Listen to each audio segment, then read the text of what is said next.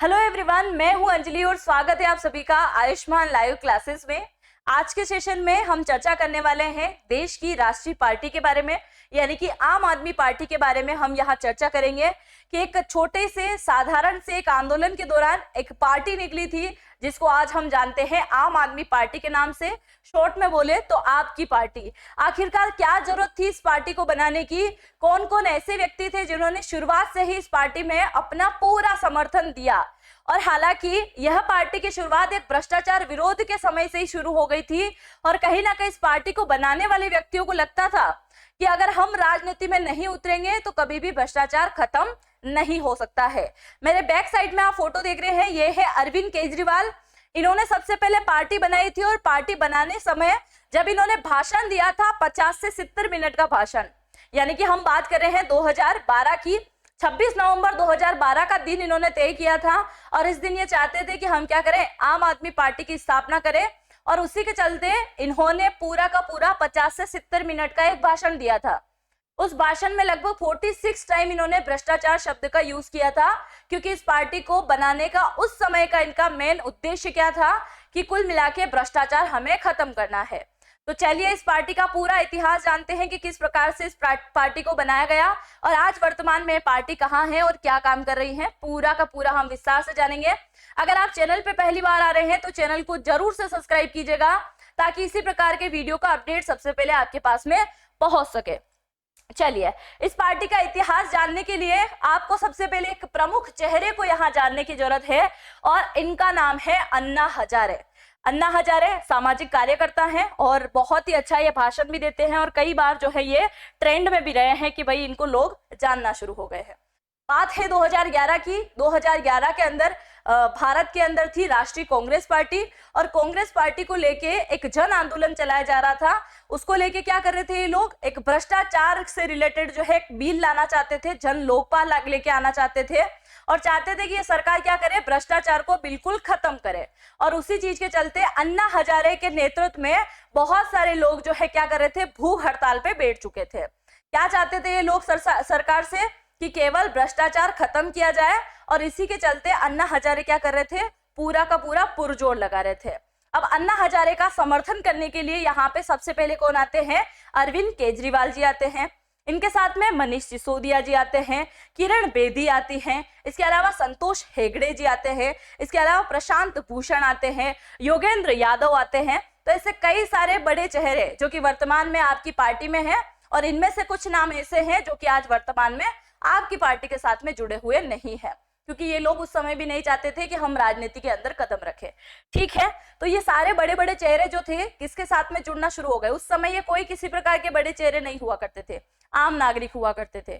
तो इन्होंने अन्ना हजारे का भरपूर साथ दिया और एक दिन अन्ना हजारे के साथ में मीटिंग तय की गई अरविंद केजरीवाल के द्वारा कि भाई ये चाहते थे कि हमें क्या करना चाहिए, राजनीति में उतरना चाहिए, एक पार्टी हमें गठित करना चाहिए जिसके तहत हम क्या करेंगे, सरकार के विरोध में खड़े होंगे और एक नई पार्टी का गठन करेंगे जिससे हम जन लोकपाल का बिल भी पास करा पाएंगे और भ्रष्टाचार को खत्म भी कर पाएंगे।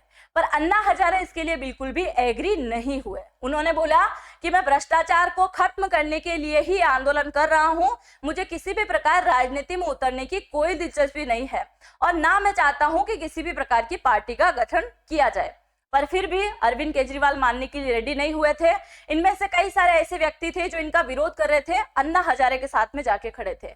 विरोधकर्ता जैसे कि संतोष हेगड़े हो गए हैं और संतोष हेगड़े के साथ में किरण बेदी जो हैं, इन्होंने पूरा का पूरा साथ दिया अन्ना हजारे जी का। और ये बिल्कुल भी नहीं चाहते थे कि अरविंद केजरीवाल किसी भी प्रकार की पार्टी बनाए और राजनीति में उतरे। पर इनका समर्थन देने के लिए थे मनोज सिसोदिया जी, यादव जी थे, योगेंद्र जी थे, बहुत सारे ऐसे व्यक्ति थे जो उस समय उनका समर्थन कर रहे थे। ठीक है, फिर क्या हुआ, इन्होंने एक डेट डिसाइड करी 26 नवंबर 2012। 26 नवंबर तो आपको याद दिलाता होगा संविधान, है ना। 2012 की डेट इन्होंने जो है तत्कालीन बिल्कुल अच्छे से गठित करी और क्या बोला, आम आदमी पार्टी का गठन किया जाता है। ठीक है, 2011 के अंदर इन्होंने राष्ट्रीय कांग्रेस की तत्कालीन भारती के खिलाफ भ्रष्टाचार विरोधी आंदोलन शुरू किया। उसके बाद में आम आदमी पार्टी को क्या किया, बनाना शुरू कर दिया। अब दिल्ली के अंदर चुनाव होने थे तो दिल्ली के अंदर इन्होंने पार्टिसिपेट करने के बारे में भी सोच लिया कि भाई सबसे पहले हमें क्या करना है, शीला दीक्षित को हटाना है, मुख्यमंत्री थी वहां की वो, उन्हें हटाना है और क्या करना है, हमें सत्तारूढ़ पार्टी बनाना है। इसके अलावा ये पार्टी बने उससे देखो 10 अप्रैल 2023 के आते आते ये पार्टी क्या बन चुकी थी, एक राष्ट्रीय पार्टी बन चुकी थी। चुनाव चिन्ह इन्हें मिला था झाड़ू का। सबसे पहले 2013 के अंदर ये पार्टी क्या करती है, चुनाव लड़ती है, अच्छे खासे सीट इसको मिल जाती है, पर फिर भी जन लोकपाल बिल जो इसे पारित कराना होता है वो पारित नहीं हो पाता है और अंततः हो क्या जाता है, ये सरकार गिर जाती है। इस्तीफा देना पड़ता है अरविंद केजरीवाल जी को और अरविंद केजरीवाल जब इस्तीफा देते हैं तो उस समय क्या हो जाता है, राष्ट्रपति शासन लागू हो जाता है। यानी कि 2013 के कुछ समय बाद से ही 2015 तक दिल्ली के अंदर इमरजेंसी लागू हो गई थी।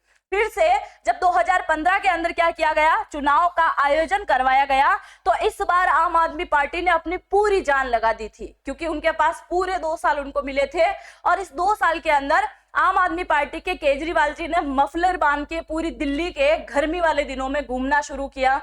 बोला था कि मैं कभी भी वीआईपीस की तरह नहीं रहूंगा, गाड़ियों में नहीं घूमूंगा, बंगलों में नहीं रहूंगा, आम आदमी की तरह रहूंगा, बत्तियों की गाड़ी में ना घूमूंगा, बिजली फ्री कर दूंगा। बहुत सारे ऐसे वायदे किए गए और उसके बाद में अंततः दिल्ली की जनता ने पूरे के पूरे वोटिंग को ही चेंज कर दिया और अंततः फिर से एक बार दिल्ली के अंदर किसकी सरकार बनती है, आम आदमी पार्टी यानी कि अरविंद केजरीवाल की सरकार बनती है और इस बार 76 में से 67 सीटों पर इन्होंने जीत हासिल करी। और एक बार फिर से वो दिन आ जाता है जब अरविंद केजरीवाल जी अपनी शपथ ग्रहण करने के लिए चले जाते हैं।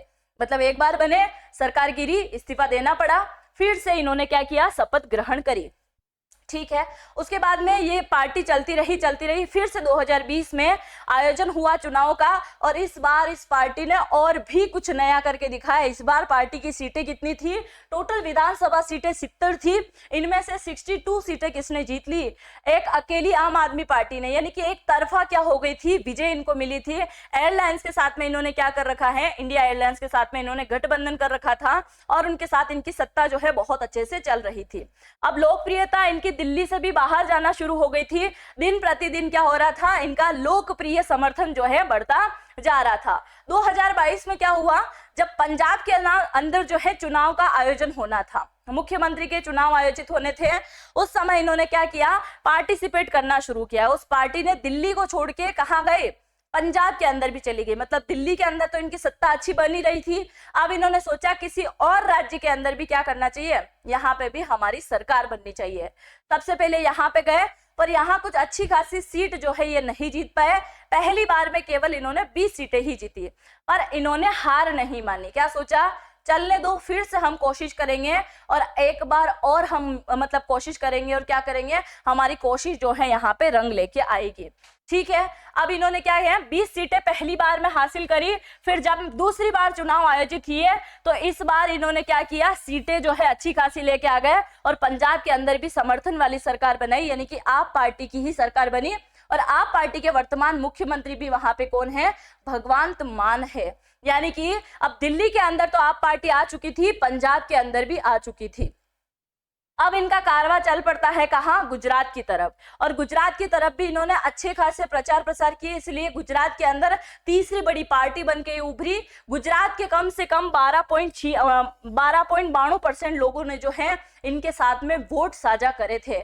मतलब पहली बार में पंजाब में भी विजय नहीं मिली थी, फिर भी डटे रहे। गुजरात के अंदर 3 बार तीसरी बड़ी पार्टी बन के ये उभर रहे हैं। मतलब अगर इनका चुनावी क्षेत्र अच्छे से चल रहा है, एजेंडा अच्छे से चल रहा है, तो हो सकता है कि अपनी सरकार बनाने में कहीं ना कहीं कामयाब भी हो जाए। अब लगातार ये सारी चीजें चल रही थी तो सबसे बड़ी चीज ये निकल के आती है कि दिल्ली में इन्होंने अपनी सरकार बनाई। क्यों बनाई, क्योंकि ये सिर्फ अन्ना हजारे के साथ में जुड़े थे, भ्रष्टाचार आंदोलन के साथ में जुड़े थे, इन्होंने राजनीति के अंदर कदम रखा था। और जब इन्होंने राजनीति के अंदर कदम रखा तो सबसे पहले इनके द्वारा यूज किया गया शब्द था भ्रष्टाचार, जो कि इनका पहला भाषण था। और पहले भाषण में 46% से भी ज्यादा, मतलब 46 से भी ज्यादा इन्होंने भ्रष्टाचार शब्द का यूज किया था। और अब के जो उनके भाषण है उनके अंदर भ्रष्टाचार शब्द का यूज थोड़ा कम नजर आता है। और क्यों कम नजर आता है आप सभी अच्छे से जानते हैं, शायद मुझे आप लोगों को बताने की जरूरत बिल्कुल भी नहीं है।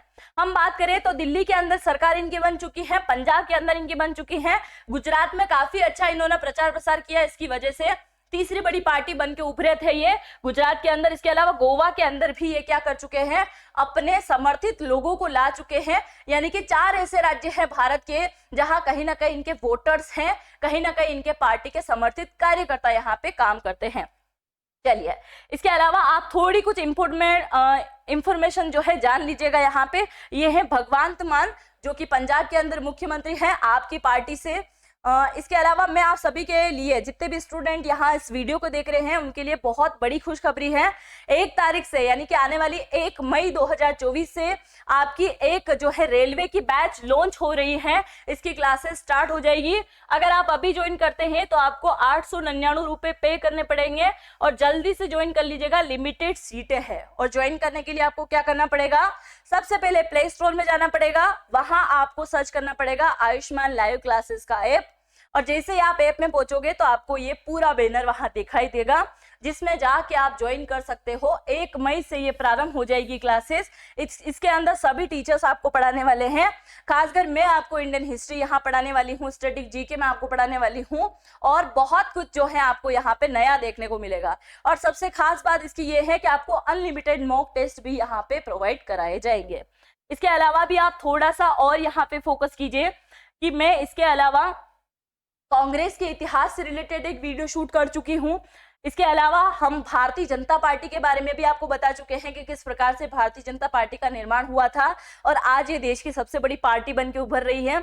जहां इस पार्टी के पास में केवल 3 सीटें हुआ करती थी, आज बहुत बड़ी पार्टी ये बनी है। तो इसके बारे में भी मैंने बताया है, तो आप ये वीडियो जरूर से देखिएगा। यहाँ पे आपको आई बटन मिल जाएगा, या फिर आप डिस्क्रिप्शन में जाके लिंक लेके देख सकते हैं, या फिर प्ले स्टोर में जाके जरूर से या आप प्ले लिस्ट में जाके जरूर से चेक कीजिएगा, ठीक है। इसके अलावा आप देख लीजिए, अगर आप लोगों ने टेलीग्राम ग्रुप को ज्वाइन नहीं किया है तो आयुष्मान लाइव क्लासेस करके आपको सर्च करना पड़ेगा टेलीग्राम चैनल को, या फिर आप डिस्क्रिप्शन में चले जाइएगा, आपको लिंक मिल जाएगी, तो उस पर जाके आप जुड़ सकते हैं, ताकि जितने भी क्लासेस होती हैं सबका अपडेट और सबकी पीडीएफ जो है आपको वहां पे फ्री में प्रोवाइड कराई जाती है। इसके अलावा भी अगर आपका कोई भी किसी भी प्रकार का प्रश्न रहता है तो जरूर से कमेंट में लिख के जाइएगा। इसके अलावा अगर आपकी यूपी पुलिस का री एग्जाम है, आप फॉर्म भर चुके थे किसी कारणवश, यानी कि अभी आपको पता है पेपर आउट हो गया था, और अगर आपकी किसी कारणवश तैयारी अच्छे से नहीं हुई है तो आज ही ज्वाइन कर लीजिएगा वर्दी बैच को। इसके अंदर भी लिमिटेड सीट है और इसके अंदर भी आपको पूरा कोर्सेज जो है कंप्लीट कराया जाएगा। अगर हम इसके फीचर्स की बात करें तो लाइव और रिकॉर्डेड क्लासेस आपको मिलेगी, क्लास की पीडीएफ आपको मिलेगी, मॉक टेस्ट मिलेगा, current affair, daily practice session, और सबसे खास बात डाउट सेशन भी आपको यहाँ पे प्रोवाइड कराए जाएंगे। तो आज ही जल्दी से ज्वाइन कर लीजिएगा। धन्यवाद। जय हिंद, जय भारत।